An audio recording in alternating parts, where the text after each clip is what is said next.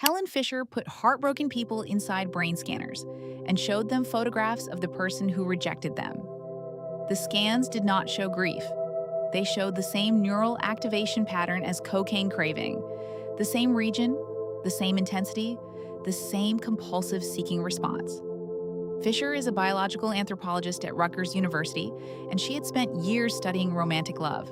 But even she described what she found as striking, because the people in those scanners were not thinking about a drug. They were thinking about someone they knew, someone they had dinner with, argued with, built habits around, and their brains were responding as though the supply had been cut. That finding reframes everything about what happens after a painful breakup.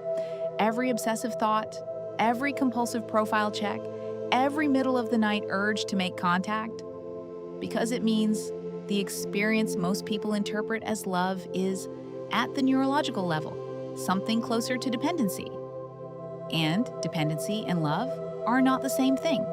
They feel identical from the inside. They do not work the same way at all. To understand why, you have to understand what your brain was actually doing during the relationship, because it was not doing what you think. From the moment you became attached to this person, your brain began organizing around them as a source, specifically a source of dopamine, the neurotransmitter that governs anticipation, reward, and craving. Dopamine is not the pleasure chemical, despite how it's commonly described. It is the wanting chemical. It activates not when you receive something good, but when your brain predicts something good is coming.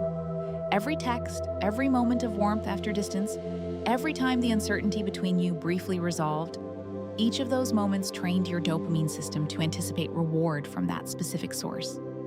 Over weeks and months, that anticipation becomes a groove, a circuit, a loop your nervous system knows how to run without your permission. Then, the source disappears, and the loop keeps running anyway. This is what the intrusive thoughts are. Not love persisting, not unfinished emotional business. Your ventral tegmental area, the dopamine-producing region at the base of your brain, the same region Fisher's scans identified, the same region that responds to cocaine, is still firing in the direction of a reward that no longer exists. It does not know the relationship ended. It only knows the reward hasn't arrived yet. So it does what reward-seeking circuits do. It searches. It generates thoughts about the person.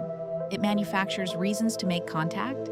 It pulls your attention toward anything associated with them. Their name, their neighborhood, a song that played once when you were together. Because those associations are data points the brain is using to locate the missing stimulus. Every time you check their profile, you are not looking for information. Your dopamine system is checking whether the reward has returned. The average participant in Fisher's 2010 study had been rejected 63 days before entering the scanner. 63 days of distance, of knowing it was over, of presumably trying to move forward, and the cocaine craving activation pattern was still present when they saw the face of the person who left them. The study was published in the Journal of Neurophysiology, and its implications are specific. The obsessive behavior that follows rejection is not a sign of emotional immaturity. It is a sign of how completely the brain had incorporated that person into its reward architecture. Here is where the behavioral science makes it worse. In the 1950s, psychologist B.F. Skinner identified what he called the variable ratio reinforcement schedule, a pattern of reward delivery that produces the most compulsive, extinction-resistant behavior of any reinforcement structure he studied. The mechanic is straightforward. When a reward arrives unpredictably, after a variable number of attempts, the brain does not habituate to it. It escalates toward it. A rat receiving food pellets on a fixed, predictable schedule will stop pressing its lever the moment the pellets stop. A rat receiving pellets on a variable, unpredictable schedule will press the lever hundreds of times after the reward has permanently stopped, because the conditioning taught it that persistence was exactly what the reward required. Slot machines run on this principle deliberately. So did the relationship, whether anyone intended that or not. Every time this person was warm after being distant, available after being cold, responsive after making you wait, that was variable reinforcement. Not necessarily by design. People are inconsistent. But the neurological effect of inconsistency is identical, regardless of intent. Your dopamine system learned that the reward from this source was real, was possible, and was unpredictable. And that combination is precisely the formula that builds the deepest, most extinction-resistant conditioning. The relationships that leave the most damage are rarely the cruelest. They are the most inconsistent. Because inconsistency is what the reward system was built to chase. This is why the intensity of what you feel after a breakup is not a reliable measure of how much you love the person.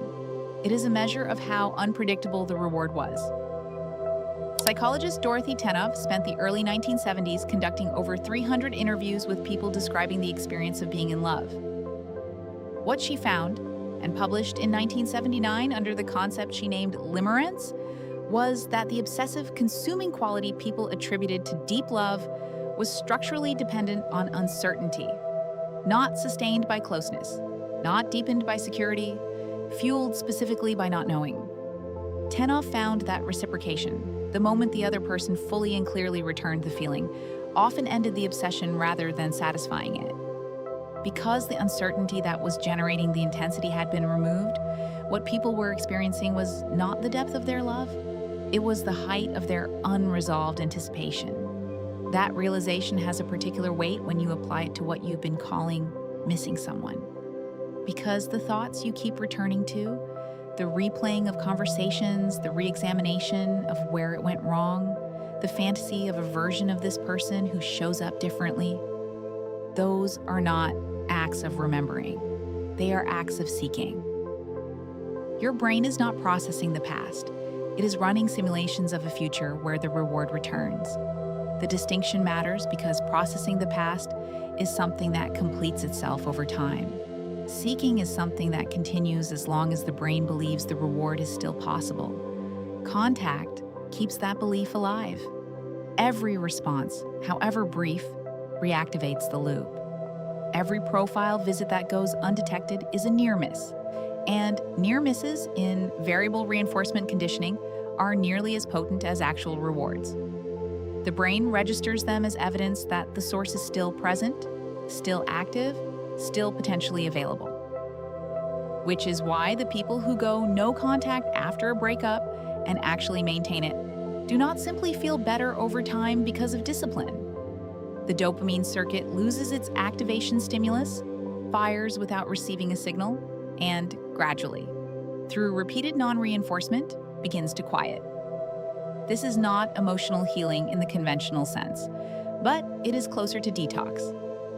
The correlation between this kind of attachment and anxious attachment style is not coincidental. Researchers Wilmot and Bentley identified a consistent link between limerent attachment patterns and a history of anxiety, depression, and, critically, inconsistent early caregiving.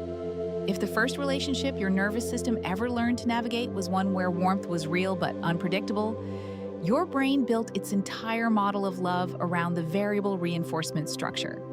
Security became unfamiliar. Anxiety became the baseline.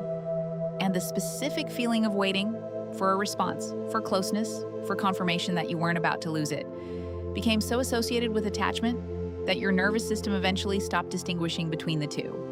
The adult version of that nervous system walks into relationships and finds the inconsistent ones familiar in a way it cannot fully articulate. Not comfortable necessarily, but recognizable. The anxiety of not knowing feels like aliveness.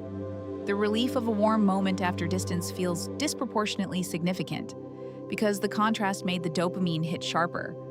Over time, this stops being about any specific person and starts being about the activation state itself. The particular neurological weather of hope suspended in uncertainty, which your brain knows how to inhabit because it has been doing so since before you had language to describe it. This is where the pattern reveals its actual scope, because what started as missing one person becomes a template.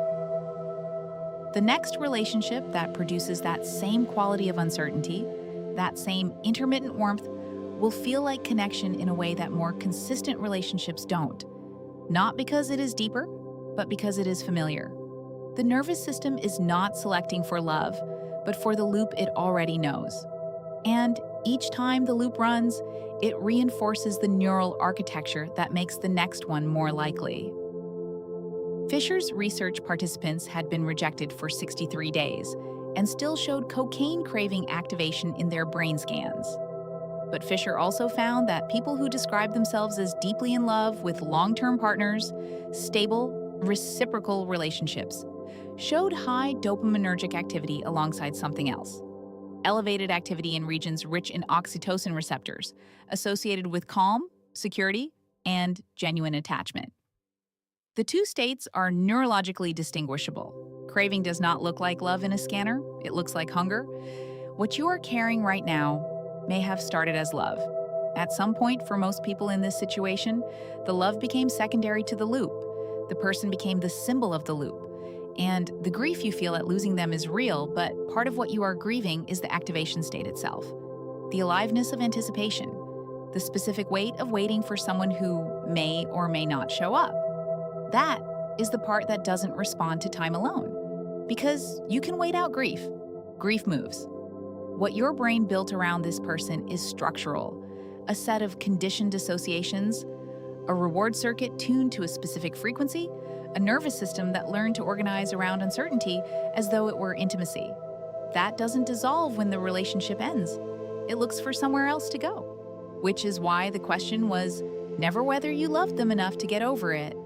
The question is what your nervous system learned to need, and whether you are willing to recognize that the wanting you feel, the hunger, the obsessive pull back towards someone who already showed you who they are, that is not a measure of your love, or your depth, or how irreplaceable they were.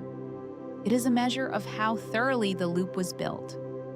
And without understanding that, the next relationship that offers the same uncertainty will feel, from the inside, exactly like finally finding something real.